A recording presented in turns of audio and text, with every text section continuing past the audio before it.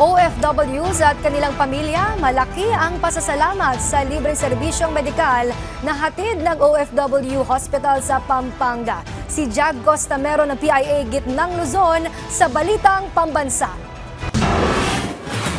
Ito ang 50 taong gulang na si Rowena Bondoc, isang returning overseas Filipino worker o OFW mula Canada.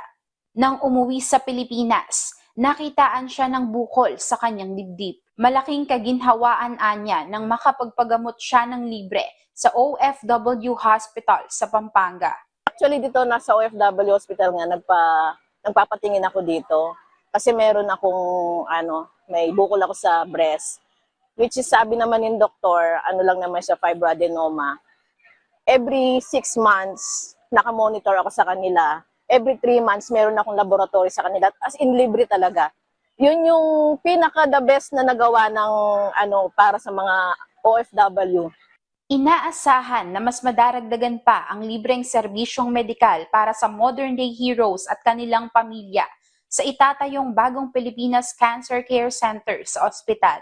Ayon kay Pampanga Vice Governor Lilia Pineda, malaking tulong ang world-class facility na ito sa pagbibigay prioridad sa kalusugan ng bawat umuuwing OFW o kanilang pamilya.